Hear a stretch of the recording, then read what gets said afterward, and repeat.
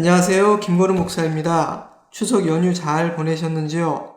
이제 다시 일상으로 돌아왔습니다. 세월이 정말 빠릅니다. 시작한 것이 엊그제 같은 2020년도 이제 3달이 채 남지 않았으니 말입니다.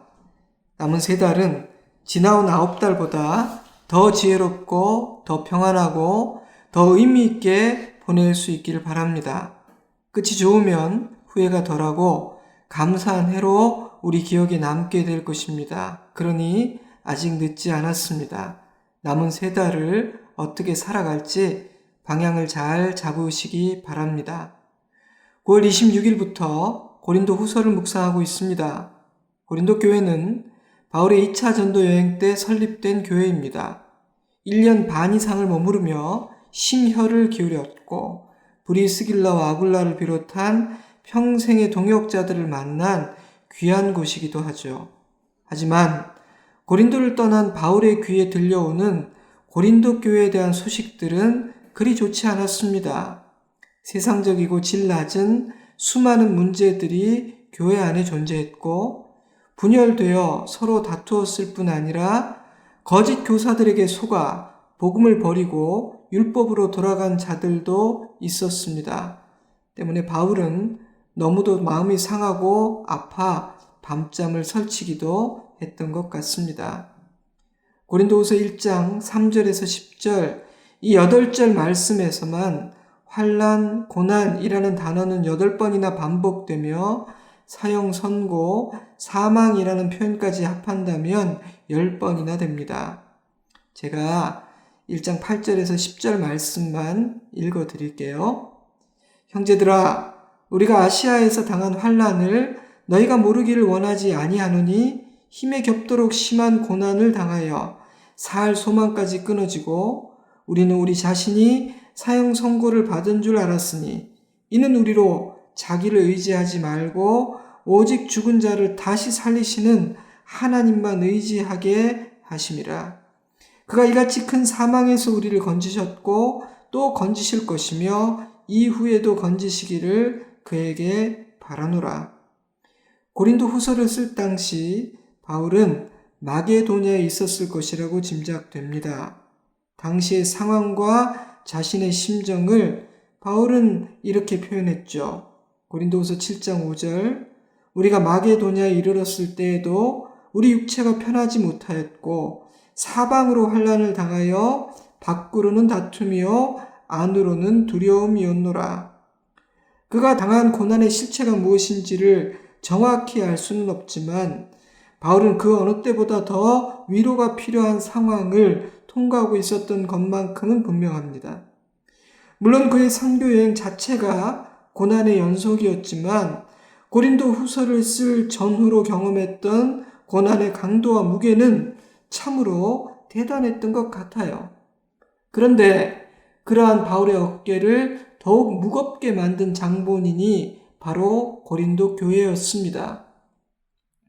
바울이 고린도 교회를 떠난 후 거짓의 사람들이 교회로 들어와 바울을 비방하고 중상모략하였는데 그들에게 속아 넘어간 많은 이들이 바울의 마음을 아프게 했기 때문입니다. 그야말로 사방으로 우겨싸움을 당한 것과 같은 시련의 연속이었습니다. 그런데 참으로 아이러니한 일입니다. 지난 3주간 동안 매주일 나눈 바대로 데살로니가 교회는 목자의 양육조차 제대로 받지 못한 신생교회였음에도 불구하고 각처의 믿음의 소문이 난 칭찬받는 교회였는데 사도 바울이라는 걸출한 스승으로부터 충분한 가르침을 받았으며 아볼로나 베드로와 같은 훌륭한 영적 지도자들이 거쳐간 고린도 교회는 문제투성이었으니 말입니다. 그래서 데살로니가 교회에 보내진 편지에는 칭찬과 격려가 가득한 반면 고린도 교회에 보내진 2편의 편지에는 책망과 권면이 가득합니다. 하지만 바울은 문제투성이며 자신을 너무도 아프게 했던 고린도 교회를 아끼고 사랑했습니다. 때문에 이 병들고 약해진 교회를 포기할 수가 없었어요. 그래서 디도를 보냅니다. 몇 통의 편지를 썼고 자신이 직접 방문하기도 했습니다. 고린도전서를 읽어보면 고린도전서 이전에 한 통의 편지를 보내었었고, 고린도후서를 보면 고린도전서 후서 사이에 또 한 통의 편지를 보냈다는 사실을 알 수 있습니다. 그러니 고린도후서는 우리에게 알려진 네 번째 편지죠. 우리에게 알려진 이라고 표현한 이유는 우리가 알지 못하는 또 다른 편지가 있었을 수도 있기 때문이죠. 아무튼 이 편지는 그러한 배경에서 쓰여진 편지입니다. 저는 바울에게 고린도 교회는 아픈 손가락과 같은 존재가 아니었을까 생각합니다. 너무나 사랑하지만 너무나 힘들게 하는 그런 자식과도 같았으니까요. 때문에 고린도 후서에는 바울의 개인적인 간증도 담겨 있고요. 강력한 훈계와 책망도 담겨 있습니다. 물론 그들을 향한 바울의 애틋함과 사랑도 느껴지죠. 고린도후서 묵상은 10월 13일까지 계속될 텐데요. 오늘은 고린도후서 4장 7절에서 15절 말씀을 중심으로 몇 가지 사실을 묵상하고자 합니다. 좀 길지만 4장 7절에서 15절 말씀 전체를 읽어 드릴 테니 묵상하며 들어보시기 바랍니다. 우리가 이 보배를 질그릇에 가졌으니 이는 심히 큰 능력은 하나님께 있고 우리에게 있지 아니함을 알게 하려 함이라. 우리가 사방으로 우겨쌈을 당하여도 쌓이지 아니하며 답답한 일을 당하여도 낙심하지 아니하며 박해를 받아도 버림바 되지 아니하며 거꾸로 뜨림을 당하여도 망하지 아니하고 우리가 항상 예수의 죽음을 몸에 짊어짐은 예수의 생명이 또한 우리 몸에 나타나게 하려 함이라. 우리 살아있는 자가 항상 예수를 위하여 죽음에 넘겨짐은 예수의 생명이 또한 우리 죽을 육체에 나타나게 하려 함이라. 그런즉 사망은 우리 안에서 역사하고 생명은 너희 안에서 역사하느니라. 기록된 바 내가 믿었으므로 말하였다 한 것과 같이 우리가 같은 믿음의 마음을 가졌으니 우리도 믿었으므로 또한 말하노라. 주 예수를 다시 살리시니가 예수와 함께 우리도 다시 살리사 너희와 함께 그 앞에 서게 하실 줄을 아노라. 이는 모든 것이 너희를 위함이니 많은 사람의 감사로 말미암아 은혜가 더하여 넘쳐서 하나님께 영광을 돌리게 하려 함이라. 4장 7절에서 15절 말씀만 읽어드렸지만 보통은 4장 7절에서 5장 10절까지를 한 단락으로 구분합니다. 이 단락에서 바울은 영광의 복음을 지닌 성도들의 현재의 고난의 삶과 그들이 장차 누리게 될 영원한 나라의 영광과 소망에 대해 설명합니다. 이 땅에서 당하는 고난과 하늘의 집에서 누리게 될 영광, 육체가 지닌 한계와 하늘의 영원함, 죽음과 생명, 보이는 것의 짧음과 보이지 않는 것의 영원함, 이와 같은 것들이 선명하게 대조됩니다. 그중 4장 17절에서 5장 1절 말씀을 읽어드리겠습니다. 우리가 잠시 받는 환난에 경한 것이 지극히 크고 영원한 영광에 중한 것을 우리에게 이루게 함이니 우리가 주목하는 것은 보이는 것이 아니요 보이지 않는 것이니 보이는 것은 잠깐이요 보이지 않는 것은 영원함이라. 만일 땅에 있는 우리의 장막집이 무너지면 하나님께서 지으신 집 곧 손으로 지은 것이 아니요 하늘에 있는 영원한 집이 우리에게 있는 줄 아느니라. 바울이 처한 상황을 염두에 두고 이 말씀을 묵상해 보시기 바랍니다. 이 고백은요, 책상에서 나온 고백이라거나 책을 읽고 논문들을 연구하다가 발견하게 된 그런 류의 고백이 아닙니다. 이것은 바울의 체험적인 신앙 고백이며 그가 실제로 믿는 사실이었습니다. 때문에 그는 이 땅에 소망을 두지 않았죠. 그는 언제나 보이지 않는 것을 주목했으며 하늘에 있는 영원한 집을 사모했습니다. 사랑하는 성도 여러분, 저와 여러분도 그러하기를 바랍니다. 바울의 고백이 우리의 고백이기를 진심으로 바랍니다. 오늘은 7절에서 15절 말씀을 중심으로 몇 가지 중요한 사실을 마음에 담고자 합니다. 첫째로 우리는 질그릇이라는 사실입니다. 4장 7절, 우리가 이 보배를 질그릇에 가졌으니. 질그릇은 흙으로 만든 아주 흔한 그릇입니다. 깨지기 쉽고 값어치가 없는, 그래서 그 누구도 귀하게 여기지 않는 매우 흔한 그릇이죠. 그런데 바울은 자신을 비롯한 모든 믿는 자들이 질그릇과 같은 존재라고 말하고 있습니다. 무슨 의미일까요? 우리는 보배가 아니라는 뜻입니다. 우리에게는 아무런 능력이 없으며 우리는 대단한 가치를 지닌 존재가 아니라는 의미입니다. 그러니 자신을 자랑하고 자신을 의지하는 교만처럼 어리석은 일은 없다는 뜻이기도 하겠죠. 바울은 자신을 질그릇으로 여겼습니다. 그래서 고린도전서 1장 26절에서는 이렇게 말했습니다. 형제들아, 너희를 부르심을 보라. 육체를 따라 지혜로운 자가 많지 아니하며 능한 자가 많지 아니하며 문벌 좋은 자가 많지 아니하도다. 그러나 하나님께서 세상에 미련한 것들을 택하사 지혜 있는 자들을 부끄럽게 하려 하시고 세상에 약한 것들을 택하사 강한 것들을 부끄럽게 하려 하시며 하나님께서 세상에 천한 것들과 멸시받는 것들과 없는 것들을 택하사 있는 것들을 폐하려 하시나니 이는 아무 육체도 하나님 앞에서 자랑하지 못하게 하려 하심이라. 바로 이것이 바울의 자기 인식이며 바울이 생각하는 믿는 자의 실체였습니다. 하지만 처음부터 그랬던 것은 아니죠. 사도행전 22장 3절, 나는 유대인으로 길리기아 다소에서 났고 이 성에서 자라 가말리엘의 문화에서 우리 조상들의 율법에 엄한 교훈을 받았고 오늘 너희 모든 사람처럼 하나님께 대하여 열심히 있는 자라. 과거에 그는 자신의 경건과 의로움을 의지하고 자랑하는 사람이었을 것입니다. 솔직히 그럴 만도 했죠. 그는 참 의로웠고 경건한 사람이었으니까요. 하지만 예수 그리스도를 만난 후 그의 고백은 이렇게 바뀝니다. 고린도서 11장 30절, 내가 부득불 자랑할진대 내가 약한 것을 자랑하리라. 고린도전서 15장 10절, 그러나 내가 나된 것은 하나님의 은혜로 된 것이니 내게 주신 그의 은혜가 헛되지 아니하여 내가 모든 사도보다 더 많이 수고하였으나 내가 한 것이 아니요 오직 나와 함께 하신 하나님의 은혜로라. 사랑하는 성도 여러분, 예수 그리스도를 만난 후 십자가의 복음을 알게 된 후 여러분의 자기 인식, 여러분의 정체성은 어떻게 바뀌었습니까? 변화가 있습니까? 달라졌나요? 그래야 할 텐데요. 자신이 질그릇과 같은 존재임을 아는 것을 겸손이라고 표현하기는 저는 어렵다고 생각합니다.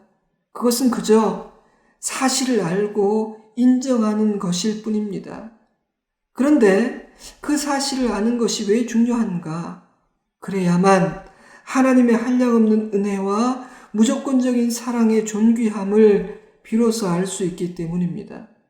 자신을 의롭게 여기고 가치 있다, 자격 있다 여기는 자에게 은혜가 들어와 설 자리는 없는 까닭입니다. 하지만 아무리 그래도 내가 질그릇밖에 되지 않는다는 사실은 그리 유쾌하지 않을 수 있습니다. 그런데 바로 그 지점에서 두 번째 사실로 넘어갑니다. 그것은 질그릇과 같은 우리가 보배를 담고 있다는 사실입니다. 우리가 이 보배를 질그릇에 가졌으니 이는 심히 큰 능력은 하나님께 있고 우리에게 있지 아니함을 알게 하려 함이라. 아멘. 바울은 자신을 질그릇이라고 말했습니다. 그런데 반전이 있습니다. 그 질그릇에 보배가 담겨 있는 겁니다. 그래서 질그릇은 가치 있는 그릇이 됩니다. 자신이 가치 있기 때문이 아닙니다. 가치 있는 보물을 담고 있기 때문입니다. 그런데요, 세상의 논리로 보면 이것은 참으로 이상한 일입니다. 사람들은 귀한 보물일수록 든든하고 안전하고 튼튼한 금고에 넣어두려 합니다. 고급진 명품은 절대로 신문지나 더럽고 찢어진 봉투에 담지 않습니다. 고급 식당에 가보세요. 단지 음식만 훌륭할 뿐 아니라 식기도 최고급일 것입니다. 그런데 하나님은 최고의 보물을 우리와 같은 질그릇에 담으신 것입니다. 그리하심으로 질그릇 같은 우리 인생을 가치 있게 만드신 것입니다. 그리하심으로 질그릇 같은 우리를 하나님께서 얼마나 사랑하시는지를 표현하신 것입니다. 그리하심으로 하나님은 원수 사단이 사랑하는 당신의 자녀들을 함부로 손대지 못하게 만드셨습니다. 그들은 우리가 질그릇인 줄 알고 있기 때문에 만만히 여기며 다가왔다가 우리 안에 담긴 보물을 보고 깜짝 놀랄 테니 말입니다. 그래서 질그릇에 불과한 바울은 강했습니다. 그래서 질그릇과 같은 성도는 쉽게 깨어지지 않는 것입니다. 우리는 약하지만 우리 안에 계신 하나님의 능력은 강하기 때문입니다. 하나님이 우리의 능력 되시기 때문입니다. 그래서 이런 고백이 이어지는 것이죠. 고린도후서 4장 8절 우리가 사방으로 우겨쌈을 당하여도 쌓이지 아니하며 답답한 일을 당하여도 낙심하지 아니하며 박해를 받아도 버림받지 아니하며 거꾸러뜨림을 당하여도 망하지 아니하고 고린도후서 6장 8절 우리는 속이는 자 같으나 참되고 무명한 자 같으나 유명한 자요 죽은 자 같으나 보라 우리가 살아있고 징계를 받는 자 같으나 죽임을 당하지 아니하고 근심하는 자 같으나 항상 기뻐하고 가난한 자 같으나 많은 사람을 부유하게 하고 아무것도 없는 자 같으나 모든 것을 가진 자로다. 때문에 그리스도인은요 역설적인 존재이며 반전이 있는 사람입니다. 그들은 고난과 죽음을 지고 있는 연약한 존재이지만 질그릇과 같이 깨어지기 쉬운 존재이지만 생명을 드러내며 많은 사람을 부유하게 만듭니다.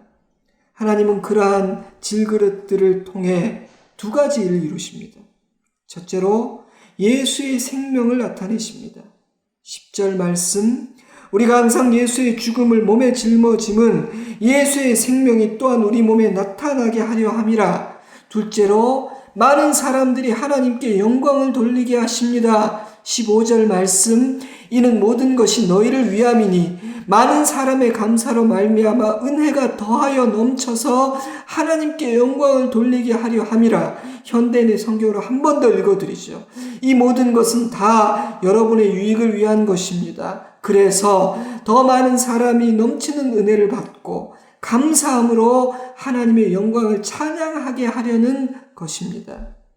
우리의 연약함과 고난과 한계와 죽음이 하나님의 생명을 세상에 드러내는 방편이 되고 세상을 구원하는 방도가 되며 세상으로 하여금 하나님께 영광을 돌리게 만드는 도구와 통로가 된다는 것입니다. 참으로 놀랍지 않습니까? 너무도 신비한 역설입니다. 그런데 하나님은 엄청난 보배를 질그릇에 담으심으로 이러한 신비를 이루신다는 것입니다.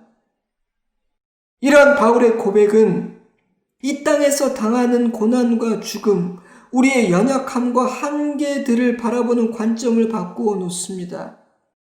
이 땅의 삶, 우리가 힘겹게 여기고 우리에게 무의미하게 여겨지는 것들조차도 하나님의 뜻 안에서는 선하게 사용된다는 사실을 알게 되었기 때문입니다. 이 땅의 일들과 이 땅에서 보내는 시간은 하늘에서 경험하게 될 일들과 하늘에서 누리게 될 시간에 비하면 너무도 경하고 짧음을 알게 되었기 때문입니다. 우리의 연약함과 고난에 하나님의 선하신 목적이 있음을 알게 되었기 때문입니다. 아니, 그 연약함과 고난과 죽음을 통하여 하나님은 신비하고 놀라운 생명의 역사를 이루시고 기적을 행하신다는 것을 깨닫게 되었기 때문입니다. 그래서 이어지는 16절부터 바울은 이렇게 말하고 있어요. 그러므로 우리가 낙심하지 아니하노니 우리의 겉사람은 낡아지나 우리의 속사람은 날로 새로워지도다. 우리가 잠시 받는 환난에 경한 것이 지극히 크고 영원한 영광에 중한 것을 우리에게 이루게 함이니 우리가 주목하는 것은 보이는 것이 아니요 보이지 않는 것이니 보이는 것은 잠깐이요 보이지 않는 것은 영원함이라. 아멘. 할렐루야. 이제 말씀을 정리하도록 하겠습니다. 오늘 3가지를 마음에 담을 수 있기를 바랍니다. 첫째로, 나는 질그릇이라는 사실을 잊지 마시기 바랍니다. 질그릇은 깨지기 쉽고 더러워지기 쉽습니다. 그러므로 주의해야 되고 깨어 있어야 합니다. 질그릇은 능력이 없고 연약합니다. 그러므로 겸손해야 하며 주님을 더욱 의지해야 합니다. 자신을 의지하고 자랑하는 것만큼 어리석은 일은 없습니다. 왜냐하면 우리는 깨지기 쉽고 흔한 질그릇과 같은 존재이기 때문입니다. 그러나 내가 질그릇이라는 사실은 좌절과 절망의 이유가 되지는 않습니다. 내가 질그릇이라는 사실이 나의 한계가 되거나 내 인생의 장애물이 되지도 않습니다. 그 이유는 질그릇인 우리 안에 존귀한 보물이 담겨 있기 때문입니다. 내가 가치 있는 존재가 되고 내 인생이 의미 있는 인생이 될 수 있는 이유는 나를 사랑하신 주님께서 내 안에 보물을 담으셨기 때문입니다. 그 보물은 하나님 자신이며 예수 그리스도이십니다. 그 보물은 죄인을 구원하는 십자가의 복음입니다. 하나님의 말씀입니다. 사랑하는 성도 여러분, 내게 담겨진 그 보배를 더욱 귀하게 여기시기 바랍니다. 여호와 하나님을 기뻐하십시오. 십자가를 자랑하시기 바랍니다. 믿음을 지키고 오직 하나님만을 의지하시기 바랍니다. 왜냐하면 크고 놀라운 능력은 내게 있지 않고 내 안에 계신 하나님께 있기 때문입니다. 마지막 3번째로, 나의 연약함, 고난, 한계, 죽음을 통해 하나님께서 이루고자 하시는 선하고 아름다운 일, 목적과 이유와 의미가 있다는 사실을 기억하시기 바랍니다. 세상은 고난받는 성도들을 보며 우리가 연약한 질그릇에 불과한 존재임을 알게 될 것입니다. 하지만 동시에 우리 안에 담긴 그 보물도 보게 될 것입니다. 바로 그 보물 때문에, 우리 안에 계신 그 하나님의 능력 때문에 약한 자처럼 보이는 우리는 진정 강한 자이며, 가난한 자 같아 보이는 우리가 모든 사람을 부유하게 하며 근심하는 자 같지만 항상 기뻐하는 자임을 알게 될 것입니다. 그래서 결국에는 하나님께 모든 영광을 돌리며 하나님께로 돌아오게 될 것입니다. 사랑하는 성도 여러분들이여, 내가 받는 고난, 나의 연약함에는 하나님의 선하신 목적과 의미가 있습니다. 우리가 살아있고 우리가 살아가야 하는 데에는 하나님의 목적과 뜻이 있습니다. 놀랍게도 하나님은 우리의 연약함을 통해, 우리의 죽음과 한계를 통해 예수의 생명을 나타내실 것입니다. 우리를 통해 주님의 영광을 찬양하게 만드실 것입니다. 사랑하는 성도 여러분, 우리가 이 땅에서 당하는 고난과 우리의 연약함과 한계가 아무런 의미가 없고 아무런 열매를 맺지 못하는 헛되고 의미 없는 수고가 되지 않기를 바랍니다. 우리의 남은 삶을 통해 주님의 선하시고 거룩하신 뜻이 온전히 이루어지기를 기도합니다. 고린도서 4장 7절 말씀, 우리가 이 보배를 질그릇에 가졌으니 이는 심히 큰 능력은 하나님께 있고 우리에게 있지 아니함을 알게 하려 함이라. 우리가 사방으로 우겨쌈을 당하여도 쌓이지 아니하며 답답한 일을 당하여도 낙심하지 아니하며 박해를 받아도 버림받지 아니하며 거꾸로 뜨림을 당하여도 망하지 아니하고 우리가 항상 예수의 죽음을 몸에 짊어짐은 예수의 생명이 또한 우리 몸에 나타나게 하려 함이라. 잠시 반주를 넣어드리겠습니다. 눈을 감고 오늘 내게 주시는 하나님의 음성을 들으시기 바랍니다. 그리고 기도의 제목을 발견하시기 바랍니다. 성령 하나님께서 내게 주시는 그 기도의 제목들을 깨달으시기 바랍니다. 그리고 기도의 시간을 가지시기 바랍니다. 혼자만의 공간에서 잠시라도 소리를 내어서 기도하시면 좋을 것 같아요. 저는 주일에 뵙도록 하겠습니다. 샬롬.